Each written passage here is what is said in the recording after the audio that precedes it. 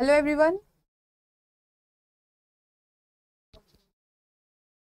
Good evening to all. आपको मेरी आवाज़ आ रही है अच्छे से?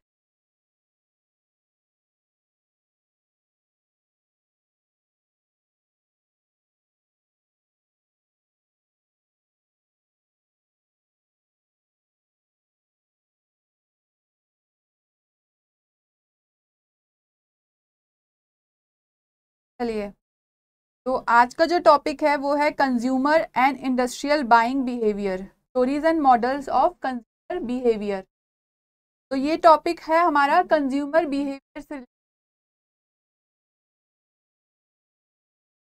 सबसे पहले हम जानते हैं what is the meaning of consumer behaviour. तो ये डेफिनेशन दी थी according to Walter and Paul. Okay प्रतीक्षा।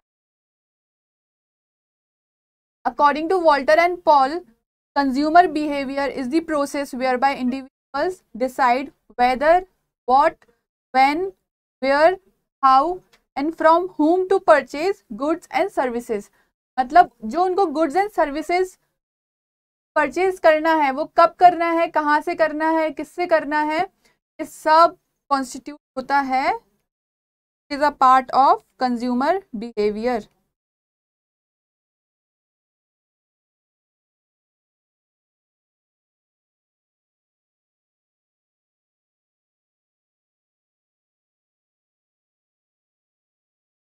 तो इसमें क्या क्या आता है?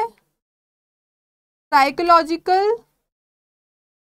social and physical behavior of a consumer।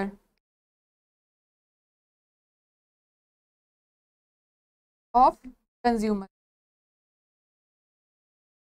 मतलब कंज्यूमर कैसे सोचता है, उसका एक्विंटेंसेस क्या क्या है, सोशल स्टेटस क्या है, सोसाइटी बिलोंगिंग्स क्या है, फिजिकल बिहेवियर कैसा है कंज्यूमर का, ये सब डिसाइड करता है कंज्यूमर बिहेवियर। मतलब वो कौन सा प्रोडक्ट खरीदेगा, किससे खरीदेगा, कब खरीदेगा, it is decided by these factors.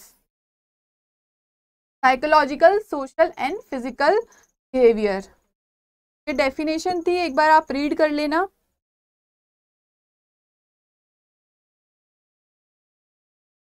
Everyone, तो अब चलते हैं दूसरे टॉपिक पे। स्टेजेस क्या क्या होती हैं कंज्यूमर बिहेवियर की। तो जो कंज्यूमर बिहेवियर का पूरा प्रोसेस होता है, इट कॉन्स्टिट्यूट्स ऑफ 5 स्टेजेस। में फर्स्ट होता है नीड रिकॉग्निशन। नीड रिकॉग्निशन से क्या मतलब है? कंज्यूमर अपनी नीड रिकॉग्नाइज करता है, मतलब उसको लगता है कि अब मुझे ये प्रोडक्ट खरीदने की नीड है। नीड कैसी होती है? 2 टाइप की। एक तो बहुत अर्जेंट नीड होती है, फॉर एग्जाम्पल फूड, अब हमको खाना खाना है, हमको भूख लगी है, वी रिक्वायर सम एनर्जी, तो ये है हमारी अर्जेंट नीड। और एक होती है लग्जूरियस, मतलब हमको वो प्रोडक्ट, जैसे कि हो गया आईफोन, अब वो प्रोडक्ट हम ले या ना ले तो ये इतना अर्जेंट नहीं है और ये पोस्टपोन भी किया जा सकता है।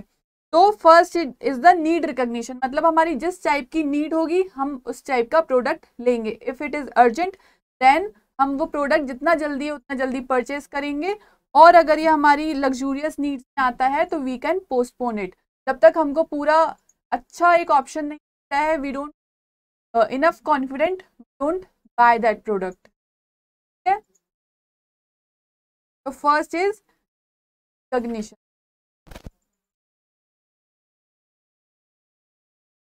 सेकंड क्या है? अब नीड हमने रिकॉग्नाइज कर ली है। फॉर एग्जाम्पल हमको एक मोबाइल फोन खरीदना है, हमारा फोन खराब हो गया तो we need to buy a new mobile, तो हमारी नीड रिकॉग्नाइज हो गई है। अब सेकंड क्या है? Information search. अब हम इंफॉर्मेशन सर्च करेंगे regarding mobile brands, mobile prices, क्या क्या फीचर्स ऑफर कर रहे हैं, कितने हमारे पास ऑप्शन है इन द मार्केट, तो we will search the information regarding mobile phones. तो सेकंड है इंफॉर्मेशन सर्च। अब हम कैसे डिसाइड करेंगे कि हमको कौन सा प्रोडक्ट खरीदना है? या तो हम हमारे हमारे फ्रेंड्स, रिलेटिव्स या सोशल एक्वेंटेंस हैं, वो हमको सजेस्ट करेंगे कि बाय दैट प्रोडक्ट, उन्होंने क्योंकि परचेज किया, या फिर हमने पास्ट में कोई प्रोडक्ट खरीदा था तो वो हमारे मेमोरी में स्टोर है, मतलब हमको उसका बहुत अच्छा रिजल्ट मिला था, तो हमने हमारी मेमोरी में वो स्टोर है, तो हम उस बेसिस पर भी अपना प्रोडक्ट बाय कर सकते हैं बेस्ड ऑन मेमोरी और रिव्यूज बाय फैमिली फ्रेंड्स। जैसे कि आजकल सोशल मीडिया है, तो हम बहुत सारे प्रोडक्ट्स बाय करते हैं बेस्ड ऑन द रिव्यूज। हम गूगल पे रिव्यूज चेक कर लेते हैं बिफोर बाइंग एनीथिंग। तो ये क्या होगा, purchase on the basis of review. अब हमने इंफॉर्मेशन सर्च कर लिया, हमने शॉर्टलिस्ट किए हैं 4 ब्रांड्स ऑफ फोन। हमको चारों ब्रांड्स थोड़े मतलब 19-20 लग रहे कि ठीक है, ये चारों ब्रांड्स में से हम कोई भी फोन हमारा ले सकते हैं। हमने इनको शॉर्टलिस्ट कर लिया on the based of our memory and on the based of reviews. तो फिर हम क्या करेंगे, हम वो चारों जो फोन है उनको इवेल्युएट करेंगे, हम और बाकी सारे ऑप्शंस एलिमिनेट कर देंगे and we will evaluate those 4 phone brands. तो हम कैसे इवेल्युएट करेंगे, हम या तो उसका प्राइस के बेसिस पर करेंगे, उसके फीचर्स के बेसिस पे करेंगे। हम एक सारे चीजें देखेंगे कितने प्राइस में कितने फीचर्स ऑफर हो रहे हैं, किसका क्वालिटी ज्यादा अच्छा है, किसका ब्रांड ज्यादा रिकॉग्नाइज होता है, किसकी ब्रांड वैल्यू ज्यादा है, किसकी मार्केटिंग अच्छी है, किसकी पोस्ट सर्विस अच्छी है। तो हम इस बेसिस पर अपने ऑल्टरनेटिव जो हमारे ऑप्शंस हैं वो हम इवेल्युएट करेंगे। फिर हम क्या देखेंगे कि हमारा बजट कितना है। अब हमको पसंद तो आ गया इन चारों में से फोन कौन सा अच्छा है 20,000 का, बट हमारा बजट है 15,000। तो इस पर भी हम उस पर भी डिपेंड करता है ना, हमारा कितना बजट है, हमारी कितनी इनकम है। ठीक है, तो हम ये सब चीज देखकर इवेल्युएट करेंगे सारे ऑल्टरनेटिव्स, और फिर उसमें से वन बेस्ट ऑल्टरनेटिव हम डिसाइड करेंगे कि कौन सा हमको फोन लेना चाहिए। तो we will decide one best alternative amongst several alternative. जो 4 हमारे ब्रांड थे उसके बेसिस पर हम एक अच्छा ब्रांड चूज कर लेंगे।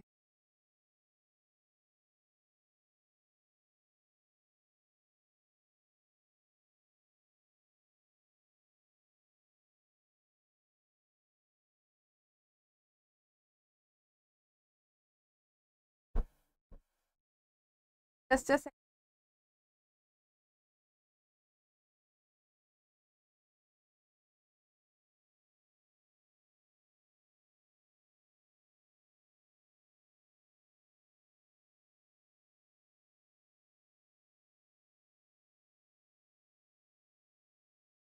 अब हमने क्या किया, सारे ब्रांड्स इवेल्युएट कर लिए।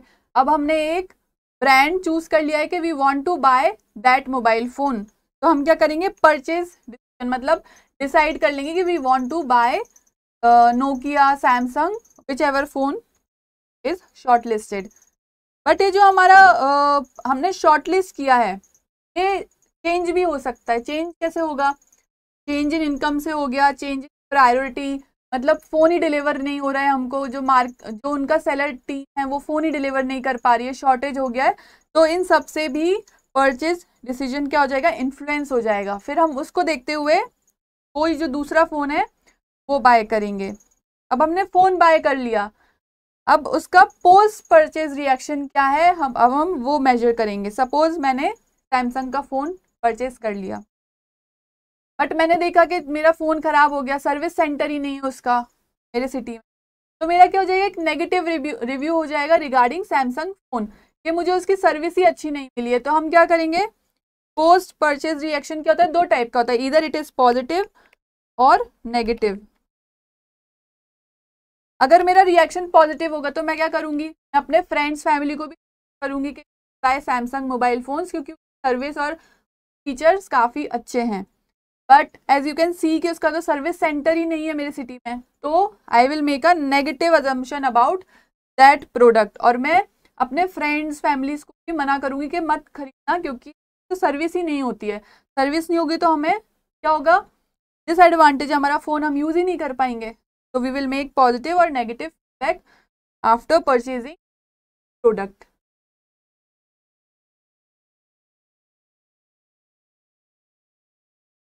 समझ आया आपको पूरी स्टेजेस ऑफ बाइंग बिहेवियर?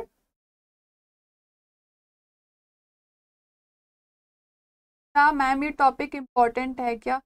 सारे टॉपिक्स इम्पोर्टेंट हैं दिशा, इसमें से क्वेश्चंस आते हैं एग्जाम में, तो पढ़ना तो ज़रूरी है।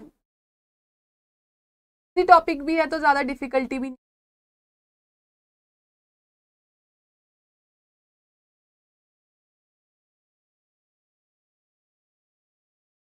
अब टाइप्स ऑफ बाइंग बिहेवियर, किस किस टाइप्स के बाइंग बिहेवियर होते हैं। ओके, तो first is complex buying behaviour. Complex से क्या मतलब समझ आ रहा है? डिफिकल्ट, मतलब प्रोडक्ट परचेज करने में डिफिकल्टी होना। ओके, अब डिफिकल्टी क्यों होती है? जब हमारा प्रोडक्ट जो हम खरीदने जा रहे हैं इट इज एक्सपेंसिव, रिस्की, और हम उसको फ्रिक्वेंटली नहीं बाय करते हैं। In case of risky, expensive and infrequently product.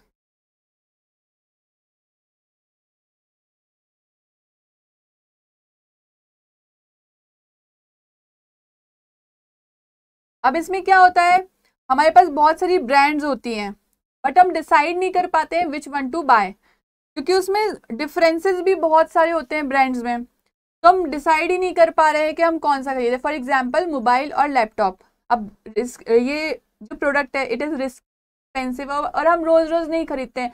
It happens once a year, और 2-3 साल में एक बार ही हम लैपटॉप या फोन खरीदते हैं, उससे भी ज्यादा।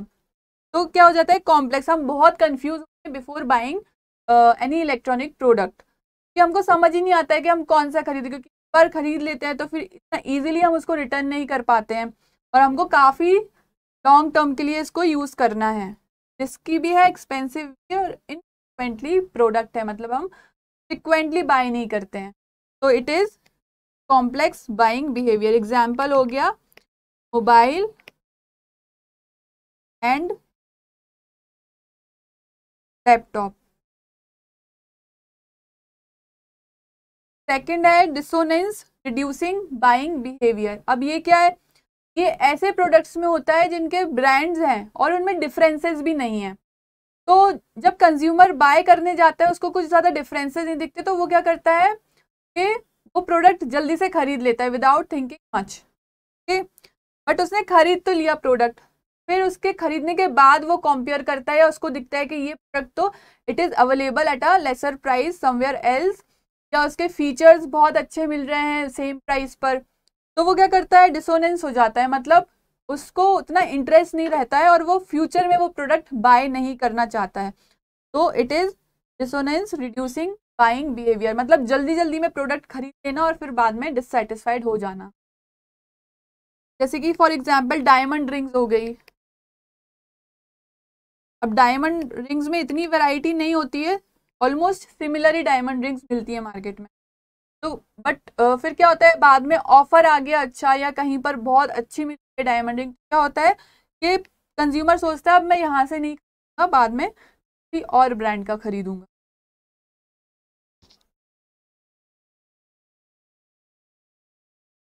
Next is habitual buying behaviour. अब हैबिचुअल से तो समझ आ रहा है हैबिट,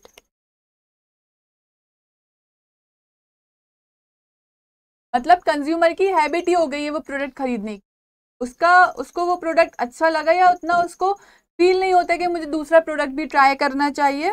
तो it is habitual buying behaviour. वो इतना मेहनत नहीं करता कंपेयर करने में कि ब्रांड्स को कंपेयर करे फिर खरीदे, और ये कैसे प्रोडक्ट्स में होता है जो हम बहुत रेगुलरली यूज करते हैं। फॉर एग्जाम्पल ब्रेड, अब हमको ब्रेड खरीदना होता है तो हम ऐसा तो नहीं है रोज लेके बैठेंगे ब्रेड की ब्रांड्स कौन सी अच्छी है कौन सी खराब। एक बार जो हमने खरीद लिया हमको अच्छी लगी तो we buy that brand at regular interval, हम उसको बार बार चेंज नहीं करते हैं।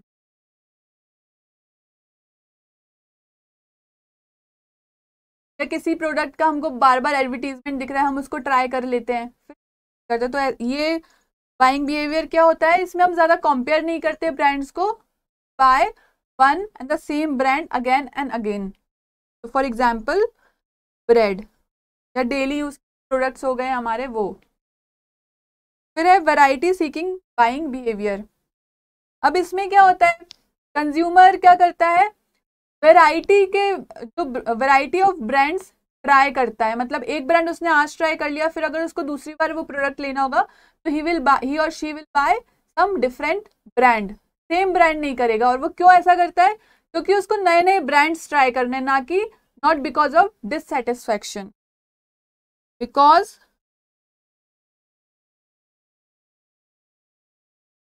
wants to try new brands but not because of dissatisfaction. अब इसका क्या एग्जाम्पल हो गया? अब जैसे मार्केट में बहुत सारे स्नैक्स मिलते हैं, वेफर्स मिलते हैं, आपने चिप्स होंगी वो, तो हम जो हर बार नया कुछ आता है मार्केट में, नया ब्रांड आ गया चिप्स का या नया फ्लेवर आ गया, तो हम क्या करते हैं, हम ट्राई करते हैं दूसरा फ्लेवर के वो कैसा है, फिर तीसरी ब्रांड आ गई तो वो कैसी है। तो हम क्या करते हैं, वैरायटी सीख करते हैं, ना कि हमने सिर्फ एक फ्लेवर चूज कर लिया, हमको यही ब्रांड का चिप्स अच्छा लगा और वही वही जैसे ही मार्केट में नया प्रोडक्ट आता है हम क्या करते हैं, ट्राई करना चाहते हैं। तो इसका एग्जाम्पल है स्नैक्स हो गया, या लोग क्या करते हैं, सोप्स वगैरह भी काफ़ी फ्रिक्वेंटली चेंज करते हैं ब्रांड्स ट्राई करने के लिए। तो it is variety seeking buying behaviour. अब इसमें क्या करती है, जो कंपनी होती है वो फ्री सैंपल प्रोवाइड कर देती है, बहुत अच्छे अच्छे ऑफर्स देती है, डिस्काउंट्स देती है टू अट्रैक्ट मोर कंज्यूमर्स, तो इसीलिए और लोग उसको ट्राई करना चाहते हैं। This is variety seeking buying. समझ में आ रहा है आप लोगों को ये?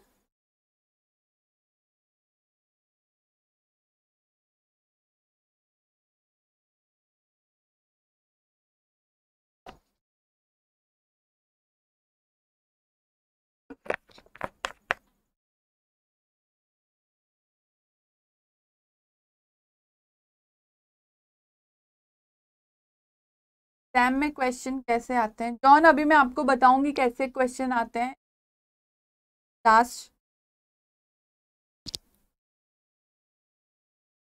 आप पूरा लेक्चर अटेंड करो फिर आपको समझ आएगा कैसे क्वेश्चंस आते हैं। चलिए, determinants of consumer behaviour. Consumer behaviour को कौन कौन से फैक्टर्स डिटरमाइन करते हैं, कंज्यूमर बिहेवियर किस किस फैक्टर से इन्फ्लुएंस होता है, now we will study that factors. तो फर्स्ट इज इकोनॉमिक। इकोनॉमिक मतलब रिलेटेड टू मनी।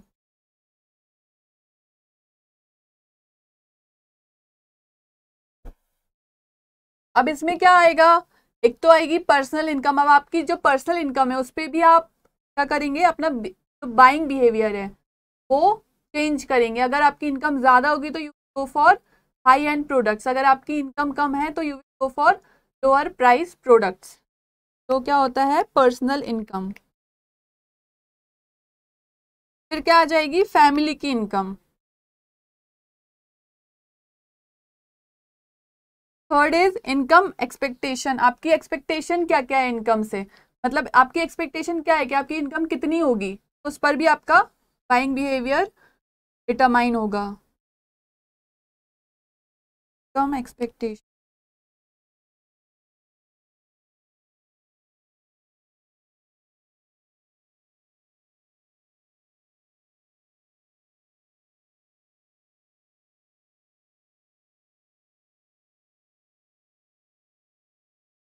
आपके पास कितने लिक्विड एसेट्स हैं, मतलब जो आप बहुत जल्दी कन्वर्ट कर ले इनटू कैश, तो उस पर भी आपका बाइंग बिहेवियर डिटरमाइन होता है। और गवर्नमेंट पॉलिसी क्या है पर भी। तो first is economic, second is social. अब क्या होगा, सोशल फैक्टर्स भी डिटरमाइन करेंगे। आपके फ्रेंड्स रिलेटिव्स क्या करेंगे, आपको सजेस्ट करेंगे बहुत सारे प्रोडक्ट्स के, ये आप खरीद सकते हो, तो वो क्या करेगा, आपका बाइंग बिहेवियर इन्फ्लुएंस करेगा। तो इसके क्या क्या पार्ट्स हैं, society that includes family members, friends, opinion leader.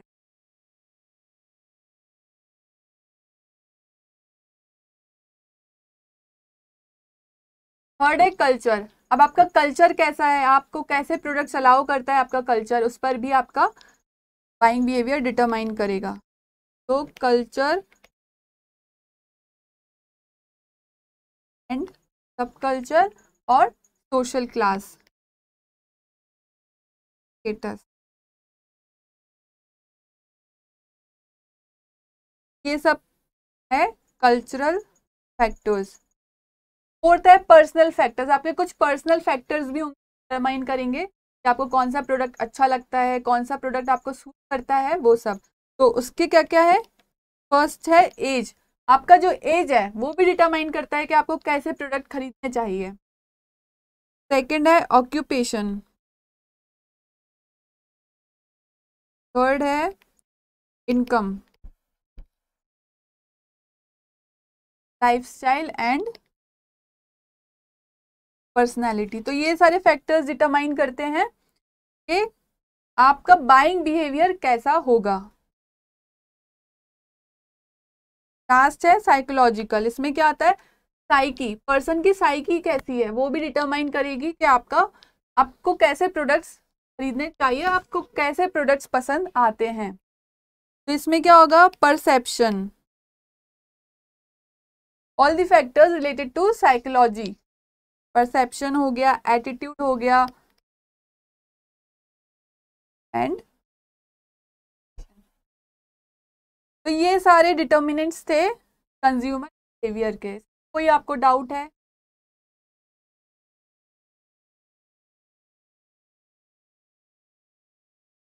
अभी तक कोई डाउट आप लोगों को?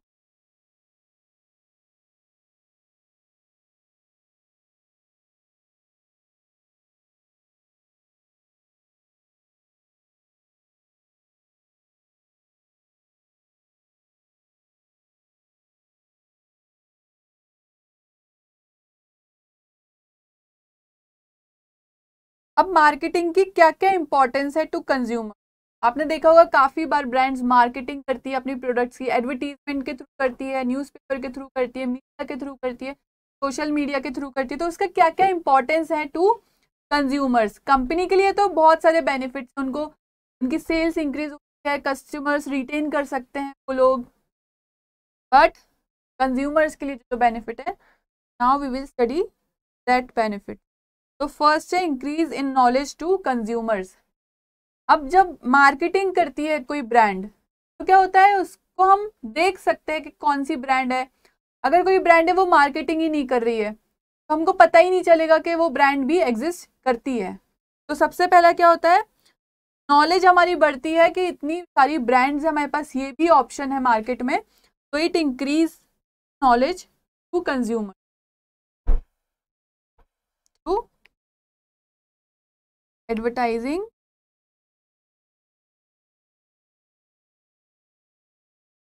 मैम। यू के बेनिफिट क्या बताया आपने? सॉरी मुझे क्वेश्चन समझ नहीं आया, एक बार फिर से अपना क्वेश्चन थोड़ा टाइप अच्छे, मतलब उसको थोड़ा एलेबोरेट कर दीजिए कि आप क्या पूछ रहे। Promotion, sample, sales person,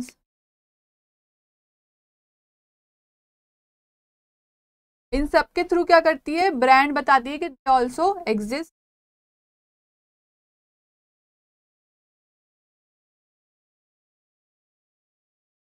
second है फैसिलिटी चॉइस। अब जो भी हमारे ऑप्शंस अवेलेबल हैं, डिजाइन्स अवेलेबल है, साइज अवेलेबल है मार्केट में, तो वो क्या करती है बहुत सारे ऑप्शंस प्रोवाइड कर देती है कंज्यूमर को कि उसके पास बहुत सारे ऑप्शंस होते हैं टू डिसाइड व्हाट एग्जैक्टली ही और शी वांट्स। तो फैसिलिटेट्स चॉइस। अगर हमारे पास ऑप्शन ही नहीं होंगे, एक ही हमारे पास प्रोडक्ट है तो हमारे पास चॉइस ही नहीं होगी।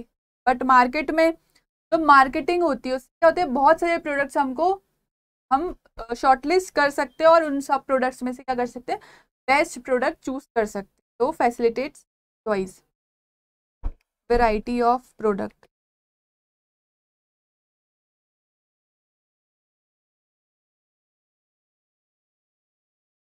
थर्ड है availability of good quality products. अब मार्केटिंग के थ्रू कंपनीज क्या करती है, रिसर्च एंड डेवलपमेंट भी करती है, R&D प्रमोट करती है।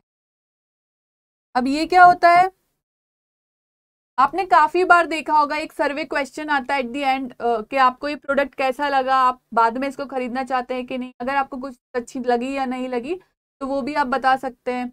उसमें आपको रेटिंग करनी होती है फ्रॉम 1 to 5।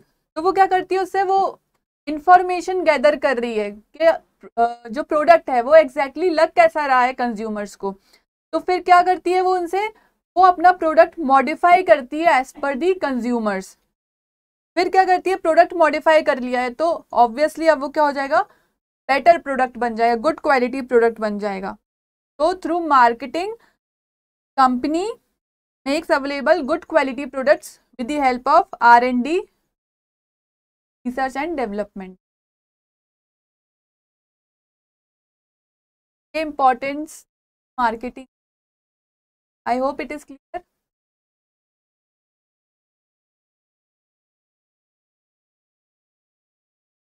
नेक्स्ट है मार्केट सेगमेंटेशन। मार्केट सेगमेंटेशन क्या होता है? It is a strategy that subdivides the target market into subgroups of consumer with distinct and homogeneous characteristics. अब बहुत सारे कंज्यूमर्स होते हैं एक ब्रांड के, है ना, मेल्स भी होते हैं, फीमेल्स भी होते हैं, चिल्ड्रन भी होते हैं, एडल्ट भी होते हैं, ओल्ड एज भी होते हैं, बट सबके क्या होते हैं, बाइंग बिहेवियर सेम तो नहीं होते हैं, है ना, सबको सेम प्रोडक्ट की नीड नहीं होती है। तो कंपनी क्या करती है, with the help of market segmentation company divide करती है कि उनको कौन सा ग्रुप टारगेट करना है, उनको कौन सा ग्रुप को कैटर करना है, whether it want to cater women और मेल, तो वो उसको सब डिवाइड कर लेती है into subgroups of consumers with distinct and homogeneous characteristics। जिस कस्टमर के सेम कैरेक्टरिस्टिक है वो उनको एक ग्रुप में रखती है, बाकी जिनके सेम है उनको दूसरे ग्रुप में रखती है। क्यों रखती है? In order to have different marketing programmes for each subgroup in order to provide satisfaction to consumer and profit to marketer. मतलब ताकि उनको अच्छे से कैटर कर पाए वो कंज्यूमर्स को, तो वो क्या करती है, उनको अलग सेगमेंट, अलग ग्रुप में रखती है। फॉर एग्जाम्पल आप कोई भी मॉल में जाते होंगे तो वहां पे जो मेल फैशन का डिपार्टमेंट है वो अलग होता है, फीमेल का अलग होता है, चिल्ड्रन का अलग होता है, ताकि वो उनको अच्छे से कैटर कर पाए। अगर आप सब मिक्स कर देंगे, सब एक ही जगह पे वो शो करने लगेंगे तो लोग कंफ्यूज हो जाएंगे, क्योस हो जाएगा कि हमको कौन सा प्रोडक्ट कहाँ से लेना है, उतने अच्छे से सेटिस्फाई नहीं होंगे और उतना प्रॉफिट भी नहीं होगा। तो in order to provide satisfaction to consumer, easy available हो जाए, इजीली एक्सेस कर पाए वो, तो क्या करती है, डिवाइड करती है सेम कैरेक्टरिस्टिक वाले कंज्यूमर। अब जो लैक्मे है, लैक्मे कंपनी, उसने क्या किया है, उसने मार्केट सेगमेंट कर दिया है फीमेल्स के लिए, स्पेसिफिकली फीमेल्स के लिए प्रोडक्ट अलग बनाती है ताकि उनका एक ब्रांड बन जाए और उनको टारगेट मार्केट उनका सेट हो जाए, दैट इज फीमेल। मॉल्स में भी आपने देखा है कि अलग अलग मार्केट सेगमेंट्स बना देते हैं, चिल्ड्रन का अलग रहता है, मेल का अलग रहता है, फीमेल का अलग रहता है, तो that is market segmenting, segments बना देते। अभी तक कोई डाउट?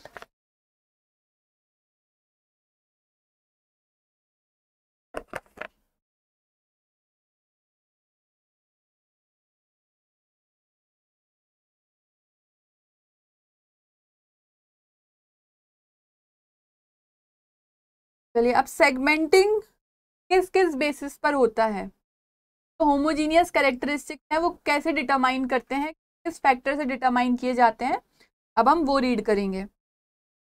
तो segmenting can be done on the basis of geographic segmentation, demographic segmentation and psychographic segmentation. अब ये तीनों क्या होते हैं, अब हम इनके बारे में पढ़ेंगे। तो first is geographic segmentation. Geographic segmentation क्या होता है? It is related to geography, मतलब प्लेस।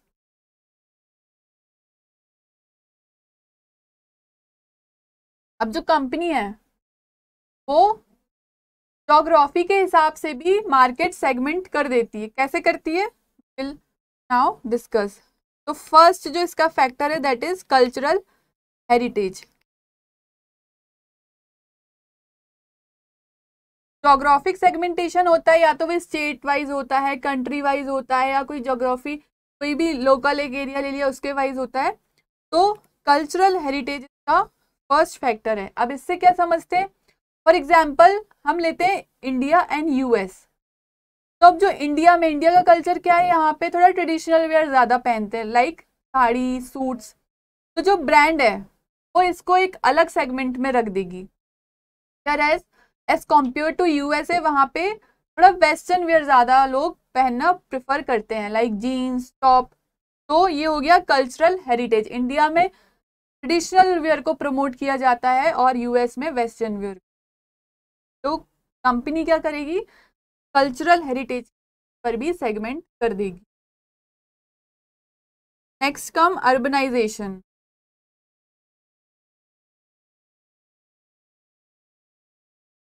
अब अर्बनाइजेशन से क्या समझते हैं, जैसे कि इंडिया हो गया, इंडिया में भी क्या होता है, अर्बन प्लेस अलग है, रूरल सेक्टर अलग है।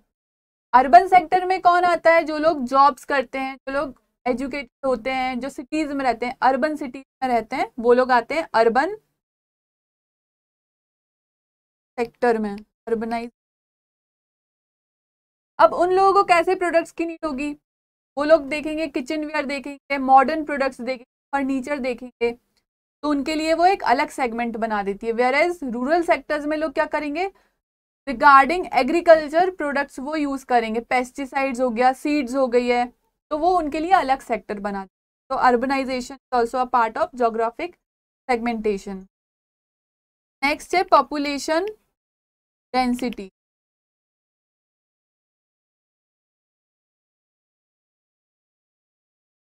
अब पॉपुलेशन डेंसिटी से क्या समझते हैं, जैसे इंडिया में काफी हाई पॉपुलेशन डेंसिटी, गांव में देखेंगे, रूरल एरियाज में देखेंगे तो वहां पे थोड़ा कम है as compare to city. Cities में थोड़ा ज्यादा है, मेट्रोपॉलिटन सिटी तो काफी हाई पॉपुलेशन डेंसिटी। तो यहाँ पे कैसे प्रोडक्ट की मोर डिमांड होगी, लिफ्ट्स हो गई, यहाँ पे लिफ्ट्स का काफी यूज होता है, एस्केलेटर हो गया, लिफ्ट हो गई है, तो इनकी डिमांड यहाँ पे ज्यादा होगी। और गांव में क्या होगी, गांव जो हमारे रूरल एरियाज हैं वहां पे इनकी डिमांड नहीं होगी। वहां पे किस चीज की, वहां पे हो सकता है ग्रास कटिंग जो मशीन है वहां उसकी डिमांड ज्यादा हो, अर्बन एरिया में लिफ्ट की डिमांड ज्यादा है, तो वो इस बेसिस पर भी अपना मार्केट सेगमेंट कर सकते। तो नेक्स्ट है क्लाइमेट। अब ज्योग्राफी जो होती है उसमें कहीं से इंडिया में, फॉर एग्जांपल जब आप साउथ में जाओगे वहां पे बहुत गर्मी होती है, नॉर्थ में जाओगे कश्मीर में तो वहां बहुत सर्दी होती है। तो अब जो कश्मीर में है वहां पे कैसे प्रोडक्ट, वहां पे कैसे वेयर यूज करेंगे लोग, तो वुलन वेयर्स हैं, विंटर वेयर, वहां पे उसकी डिमांड ज्यादा होगी। साउथ में उसकी डिमांड ज्यादा, साउथ में कॉटन वेयर्स हैं उनकी डिमांड ज्यादा होगी, तो उस बेसिस पर भी मार्केट सेगमेंट कर सकते हैं। ये जो चारों चीजें हैं इट कॉन्स्टिट्यूट ज्योग्राफिक सेगमेंट। तो नेक्स्ट है वो है demographic.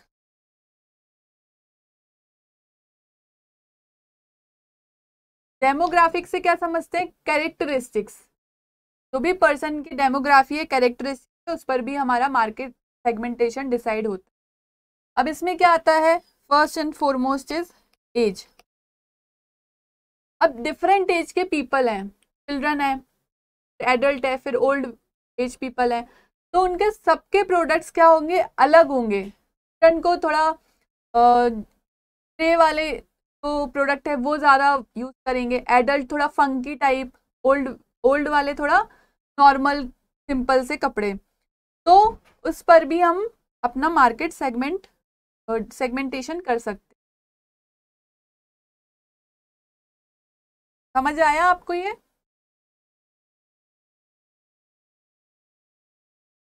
On the basis of age, now comes on the basis of,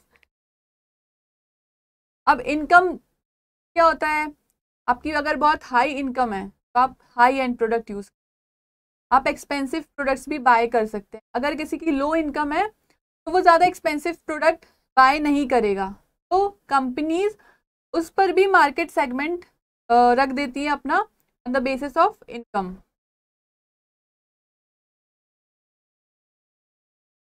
third है एजुकेशन। अब क्या होगा, एजुकेशन से क्या समझ आता है, एजुकेशन से एक तो ये हो सकता है कि आप जिस जहाँ पर पढ़ रहे हैं, वेदर इन स्कूल कॉलेज तो आपका उस हिसाब से आपको प्रोडक्ट्स कैटर किए जाएंगे, जो स्कूल गोइंग चिल्ड्रन है उनको उस टाइप के बुक्स दिए जाएंगे, जो कॉलेज गोइंग स्टूडेंट्स हैं उनको उस टाइप के दिए जाएंगे, या फिर on the basis of education आपकी चॉइस भी डिफर करती है। जो लोग लो एजुकेटेड हैं वो जैसे रूरल एरियाज में तो वो लोग सर्कस में जाना ज़्यादा प्रेफर करते हैं, ठीक है। जो एजुकेटेड है या जो अर्बन सिटीज़ में रहते हैं वो लोग म्यूजिकल कॉन्सर्ट में जाना ज़्यादा पसंद करते हैं। तो आपने देखा होगा, अगर कभी म्यूजिकल कॉन्सर्ट का आपने ऐड देखा होगा तो वहाँ पे कभी भी गांव रूरल एरिया की पिक्चर नहीं लगाते हैं या वैसे पर्सन की पिक्चर नहीं लगाते हैं। इट इज़ ऑलवेज फंकी और some modern people, so it can be done on the basis of education. Next is family life cycle. अब फैमिली लाइफ साइकिल जो है उस पर भी डिसाइड किया जाता है मार्केट सेगमेंटेशन। अब जो बैचलर लोग हैं, बैचलर लोग इतना ज़्यादा ध्यान नहीं देते for buying any product, okay. उनकी नीड्स कुछ और होती हैं, स्टाइल ऑफ क्लोथिंग कुछ और होती है। वेयर एज मैरिड कपल जो होता है उनको हाउस होल्ड आइटम्स की डिमांड ज़्यादा होती है, ठीक, तो उस पर भी उनका सेगमेंट बनाया जा सकता है। Next is sex. अब मेल है या फीमेल है उस पर तो बहुत एक इम्पॉर्टेंट सेगमेंटेशन है कि फीमेल्स की चॉइस कुछ अलग होती है, मेल्स की चॉइस कुछ अलग होती है। अब उनका जो परफ्यूम है वो भी सेम नहीं होगा, क्लोथिंग स्टाइल भी सेम होगी, तो उसके बेसिस पर भी मार्केट सेगमेंट होता है। अब रिलीजन है। अब अलग अलग रिलीजन में अलग अलग बिलीव्स होते हैं। फॉर एग्जाम्पल किसी रिलीजन में नॉनवेज का यूज़ नहीं होता है, किसी में होता है, तो मार्केट उस बेसिस पर भी सेगमेंट किया जा सकता है। Next is occupation. आपकी ऑक्यूपेशन क्या है उस हिसाब से भी आप प्रोडक्ट बाय करते हैं। फॉर एग्जाम्पल जो डॉक्टर है, ठीक, डॉक्टर क्या करेगा, मेडिकल इक्विपमेंट और जो उसके मेडिसिन हैं उसकी डिमांड ज़्यादा होगी, तो it also varies on the basis of occupation.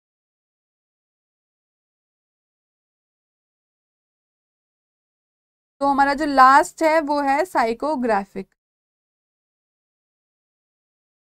That is again related to psyche. The person कैसा सोचता है, उसकी थिंकिंग क्या है, depends on that. It is very difficult to measure but एक ये फैक्टर है साइकोग्राफिक सेगमेंट। अब इसका क्या है, पर्सनैलिटी।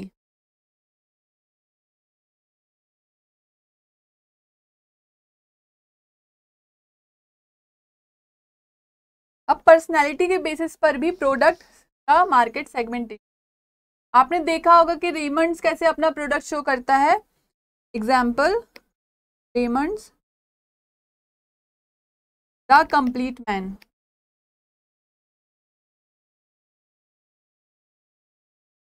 तो ये मेल्स के लिए है, प्लस जो मेल्स की पर्सनालिटी होती है जो उसको शो करता है, और लोग ये टैगलाइन देख के भी उसका प्रोडक्ट बाय करते हैं।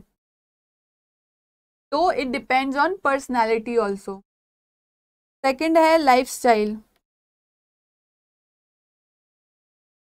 अब हर पर्सन की लाइफस्टाइल थोड़ी डिफरेंट होती है, किसी को फंकी चीज़ें पसंद आती है, किसी को सिंपल एंड सोबर चीज़ें पसंद आती है। तो it also depends on your lifestyle कि आपको कैसा प्रोडक्ट पसंद आएगा।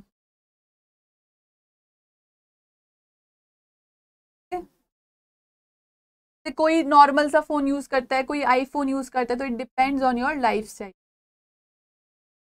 Social class. अब 3 कैटेगरी में लोगों को डिवाइड किया है सोसाइटी को, upper class, middle and lower. जो अपर क्लास होगी उनके लिए प्रोडक्ट्स अलग तरीके से सेगमेंट किए जाएंगे, लाइक उनको एसी, उनको लग्जूरियस आइटम्स ज़्यादा डिमांड में रहते हैं उनको, तो एसी का जो हो गया, मोबाइल फोन्स हो गए या और लग्जूरियस आइटम हो गए, तो वो लोग वो यूज़ करते हैं, जो एंटीक चीज़ें हैं वो यूज़ करते हैं। तो मिडिल क्लास है वो क्या करेंगे, comfortable product, simple products, cooler use कर लेंगे, है ना, नॉर्मल सी गाड़ी यूज़ कर लेंगे। और जो लोअर इनकम होते हैं उनके लिए जो अर्जेंट होती है, जो शेल्टर के प्रोडक्ट होते हैं फॉर प्रोवाइडिंग शेल्टर, उनके लिए वो सेगमेंट बना देते हैं। तो it also depends on social class.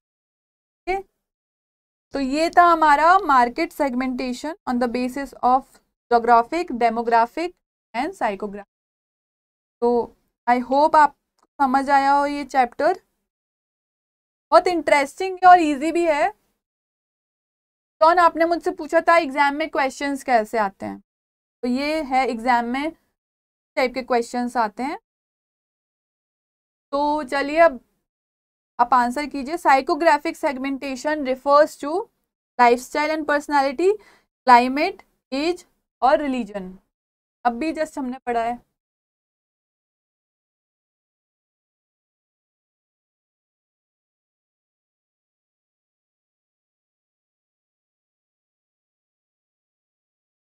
A B C D क्या है इनमें से ऑप्शन?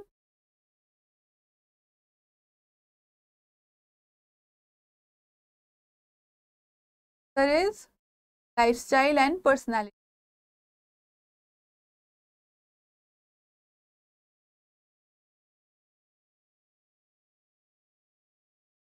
क्लाइमेट किस में आएगा? क्लाइमेट आएगा ज्योग्राफिक में। एज और रिलीजन किस में आएगा? डेमोग्राफिक में। और ये lifestyle and personality psychographic. Next is consumer behaviour is influenced by social, physical, psychological factors. तो ये क्या है? सोशल से भी होता है, फिजिकल से भी होता है एंड साइकोलॉजिकल से भी होता है। तो the right answer is all of the above. चलिए तो नेक्स्ट है, in which stage of buying process consumer compare several option. तो first is need recognition. Need recognition में क्या होता है? वो अपनी नीड रिकॉग्नाइज करता है, उसको एग्जैक्टली कौन सा प्रोडक्ट चाहिए वो रिकॉग्नाइज करता है। तो ये तो नहीं होगा। इंफॉर्मेशन सर्च, वो इंफॉर्मेशन सर्च करता है regarding different types of products available in the market. तो ये भी नहीं होगा। इवेल्युएशन ऑफ ऑल्टरनेटिव्स, ऑल्टरनेटिव्स को इवेल्युएट करता है। Evaluate compare.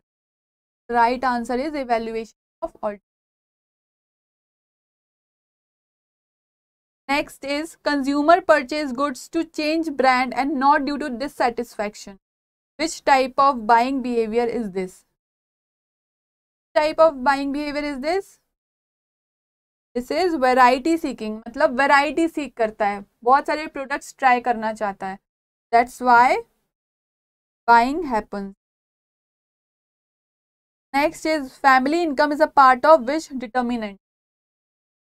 Economic, social, cultural, personal. The right answer is economic. Okay? तो इस टाइप के क्वेश्चंस आते हैं। अभी हम लोग और क्वेश्चंस देखेंगे कमिंग डेज। तो हमारा जो कोर्स है वो भी लॉन्च होने वाला है 21 फरवरी से, जहाँ पे आपको एम्पल अमाउंट ऑफ क्वेश्चंस दिए जाएंगे to practice 2000+ question. There is live interaction, total weekly and mockly test, hand out, और जो सबसे अच्छा ऑफर है that is free demo class का ऑफर दिया जा रहा है। 7 days of free demo class, यहाँ पे आप फ्री ऑफ कॉस्ट अवेल कर सकते हैं हमारा 7 डेज का क्लास, और फिर आप डिसाइड कर सकते हैं। और यहाँ पे हम डेली प्रैक्टिस टेस्ट भी दे रहे हैं, that is also free of cost.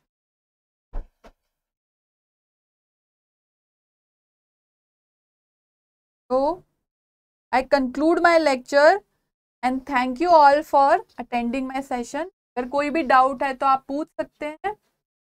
Then bye and take